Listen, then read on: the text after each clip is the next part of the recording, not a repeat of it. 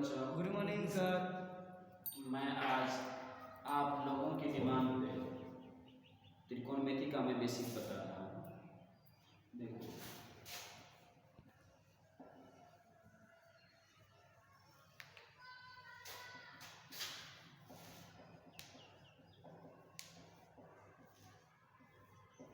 त्रिकोणमिति, ये जो ट्राइगोनोमेट्री, ये होता है ट्राइगोनोमेट्री। ट्राई मतलब तीन, गोनो मतलब क्या हो गया? कोण, और ये इसका मतलब क्या हो गया? माप। त्रिकोणमिति मतलब ये होता है तीनों कोणों को मापना। ये क्या हो गया? त्रिकोणमिति। इसमें जो है हम लोग पढ़ते हैं लंब क्या है, आधार क्या है, कर्ण क्या है। अब देखो, सबसे पहले एक हम समकोण त्रिभुज लेंगे। समकोण त्रिभुज को हम राइट एंगल कहते हैं कि नहीं कहते हैं? समकोण त्रिभुज को राइट एंगल कहते हैं। इसमें बच्चों बताओ ए बी सी, ए कौन सा त्रिभुज है? समकोण त्रिभुज है, ठीक है। तो समकोण का जो सामने का भुजा रहेगा, समकोण के सामने का भुजा हो गया ना, इसको कहते हैं हाइपोटेन्यूज। इसको हिंदी में कहते हैं कर्ण। यानी समकोण का जो सामने का भुजा रहेगा उसको क्या कहेंगे? कर्ण। क्या कहेंगे? कर्ण। अगर मान लो न्यूनकोण का ये सामने है, इसके सामने का भुजा रहेगा, इसको कहेंगे लंब। इसका इंग्लिश होता है परपेंडिकुलर। समझ गया? अब कोण बी के लिए ये लंब हो गया, तो ये क्या हो गया? आधार हो गया। आधार को हम कहते हैं बेस। बच्चों देखो, कर्ण जो होता है वो फिक्स रहता है, लेकिन लंब और आधार जो है बदलते रहेगा। कोण बदलेगा तो लंब बदलेगा और आधार बदलेगा। जैसे देखो बच्चों, कोण बी के लिए लंब क्या हो जाएगा? AC। कोण बी के लिए लंब क्या हो जाएगा? क्या हो जाएगा? AC। अब देखो, कोण बी के लिए आधार क्या हो जाएगा? आधार क्या हो जाएगा? AB नहीं हो जाएगा। और कर्ण क्या हो जाएगा? कोण बी के लिए अगर कर्ण मानेंगे तो कर्ण हो जाएगा BC। ये नहीं बदलता, ये नहीं बदलता। ये तो कोण बी के लिए हो गया। देखो, अगर हम कोण A के लिए कोण A के लिए कर्ण क्या हो जाएगा? कर्ण नहीं बदलता, BC हो जाएगा ना। कोण A के लिए यानी समकोण के सामने भुजा क्या कहलाएगा? कर्ण कहलाएगा। अब देखो, कोण A के लिए हो गया, सॉरी कोण यहाँ B के लिए था, कोण C के लिए, कोण C के लिए कर्ण क्या हो जाएगा? BC। कोण C के लिए लंब क्या हो जाएगा? कोण C के लिए लंब क्या हो जाएगा? इसके सामने की भुजा कौन है? C के सामने की भुजा कौन है? A और B। तो क्या हो जाएगा? AB हो गया। अब देखो, सब के लिए कर्ण क्या हो गया? कर्ण हो गया, लंब हो गया, आधार क्या हो जाएगा? कोण C के लिए आधार क्या हो जाएगा? ये हो गया कर्ण, ये हो गया लंब, तो ये क्या हो जाएगा? आधार हो जाएगा। आधार हो जाएगा AC। अब देखो, कोण B के लिए लंब AC है, तो कोण C के लिए आधार AC। यानी लंब और आधार बदलेगा, लेकिन कर्ण कभी नहीं बदलेगा। समझ में आया? अब देखो, इसका फॉर्मूला से कर्ण है ना, इसका एक फॉर्मूला होता है कर्ल स्क्वायर बराबर लंब स्क्वायर प्लस आधार स्क्वायर। कर्ण स्क्वायर बराबर लंब स्क्वायर प्लस आधार स्क्वायर। कर्ल को इंग्लिश में कहते हैं H, कहते हैं ना, H स्क्वायर बराबर P square plus B square लिख सकते हैं। तो इसीलिए H बराबर क्या हो जाएगा? Under root P square plus B square. बताओ बच्चा, इधर रूट क्यों हुआ? क्योंकि यहाँ से स्क्वायर गया तो उधर रूट हो गया। इसको हम लिख सकते हैं कर्ण बराबर अंडर रूट क्या? लंब स्क्वायर प्लस आधार का स्क्वायर। ठीक हो गया। इसी तरह अगर मान लो कर्ण स्क्वायर प्लस लंब स्क्वायर बराबर आधार स्क्वायर है ना लिखा हुआ। बच्चों मैं इसे मिटाऊं,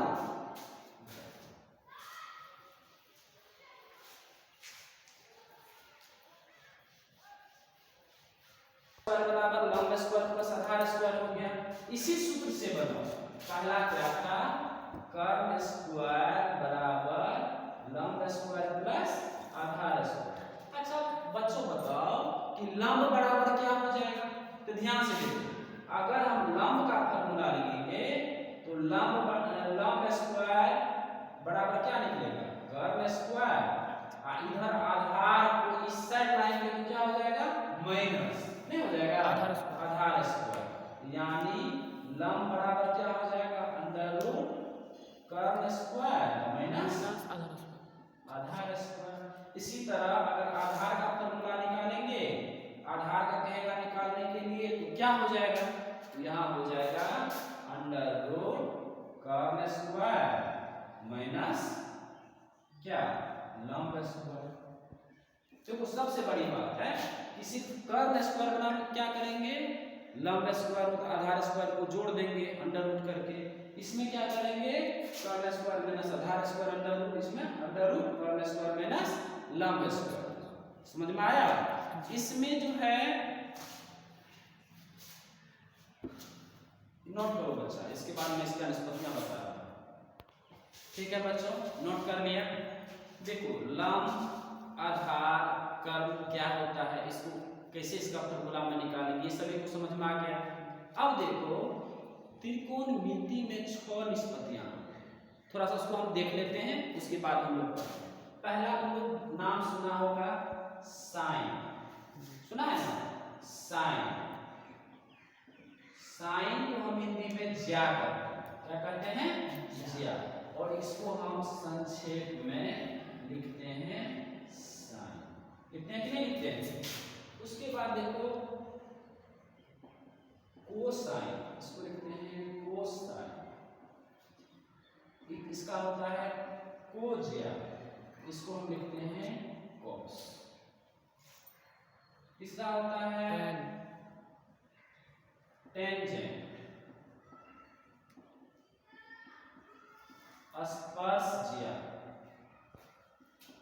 इसको लिखते हैं टेंट। चौथा होता है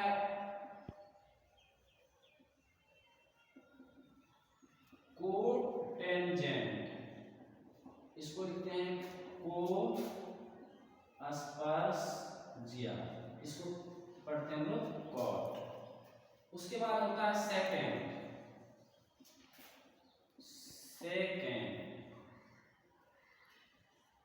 सेकेंड मतलब होता है छेदनी, इसको पढ़ते हैं से। एक होता है कोसेकेंड,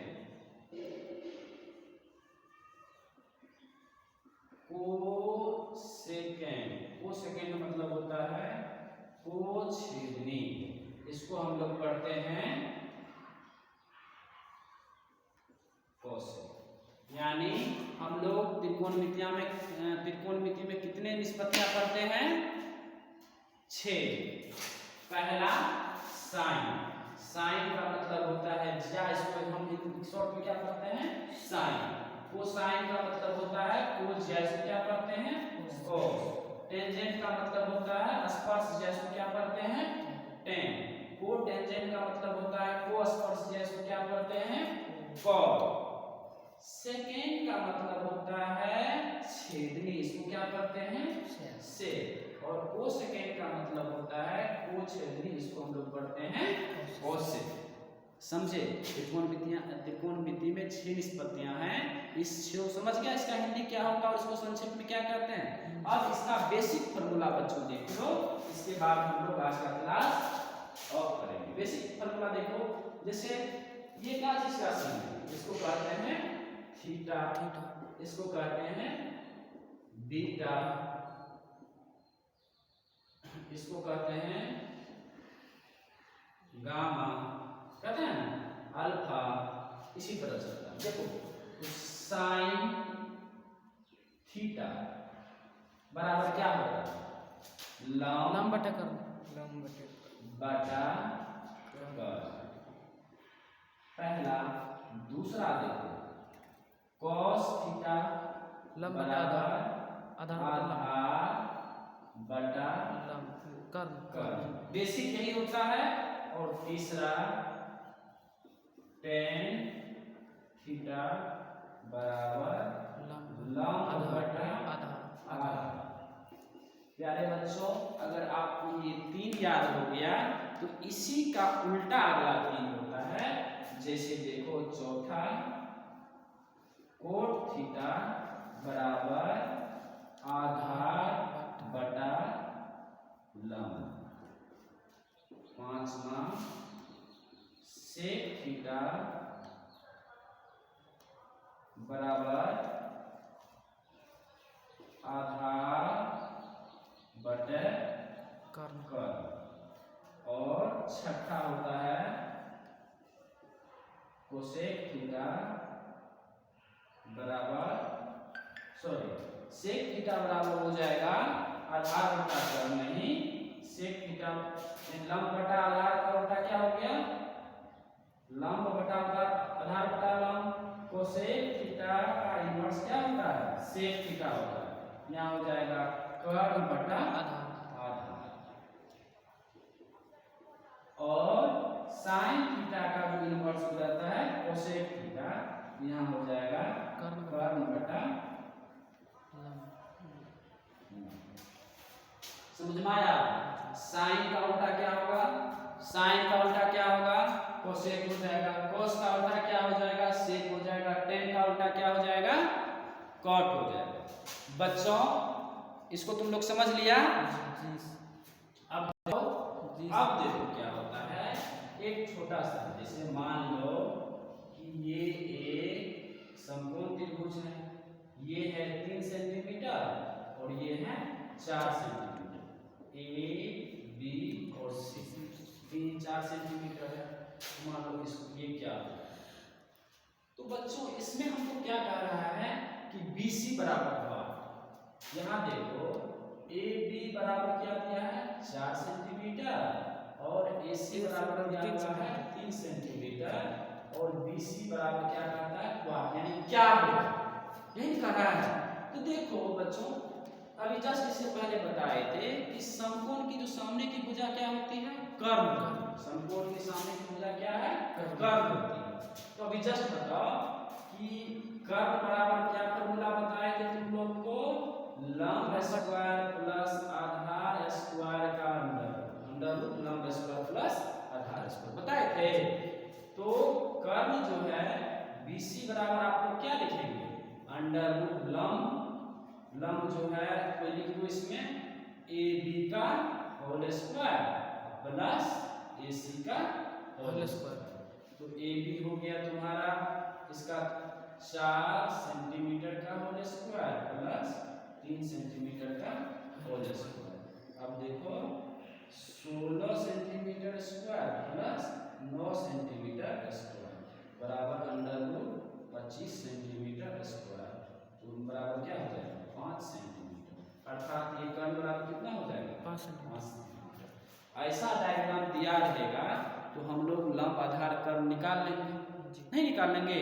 अगर देखो ठीक है कि मान लो अब ये 5 निकल गए, अगर मान लो हमको AB निकालना तो क्या होगा, अब इसको देखते हैं। नोट कर लिया है इसमें तुम लोग देख लिया कि अब देखो कि मान लो इसका कर्ण कितना दिया हो, AB क्या होगा, AB क्या होगा, AB बराबर हुआ क्या होगा।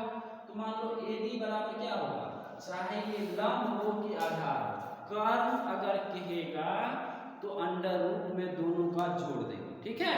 और लंब कहे कि आधार कहे कर्ण में से उसको माइनस कर देंगे। अब बताओ बच्चा AB क्या है, या तो लंब होगा या आधार होगा। तो AB बराबर क्या होगा, अंडर रूट कर्ण स्क्वायर मतलब 5 सेंटीमीटर का होल स्क्वायर माइनस 3 सेंटीमीटर का होल स्क्वायर। तो कितना हो गया 5 25 centimetre square minus 9 centimetre square. अब देखो इसको तो कितना कितना हो गया 16 सेंटीमीटर स्क्वायर, यानी क्या हो जाएगा 4 सेंटीमीटर हो गया। ये भी कितना हो जाएगा, ये भी बराबर कितना हो जाएगा 4 सेंटीमीटर। समझ में आया जी। अब देखो उसी तरह हम जैसे देख लिए, अब देखो इसी तरह हम AC को निकालेंगे। देखो AC बराबर क्या होगा, मान लो ये 5 है, ये 4 है, AC क्या होगा। अब देखो अंडर AC बराबर क्या लिखेगा, AC बराबर लिखेगा अंडर रूट 5 का होल स्क्वायर माइनस 4 सेंटीमीटर का होल स्क्वायर। लिखेगा कि नहीं लिखेगा, यानी 25 centimetre square minus 16 centimetre square, यानी ये कितना हो गया 9 सेंटीमीटर स्क्वायर हुआ। 9 सेंटीमीटर स्क्वायर इसका मतलब 3 सेंटीमीटर, ये कितना हो गया 3 सेंटीमीटर हो गया कि नहीं हुआ। जी सर। अब देखो इसमें से हम थोड़ा सा बनाने के लिए आपको बताते हैं, उसके बाद आपको समझ आएगा। अब देखो अगर तुम्हें कहेगा, अगर तुमसे कोई क्वेश्चन पूछेगा आपसे कि साइन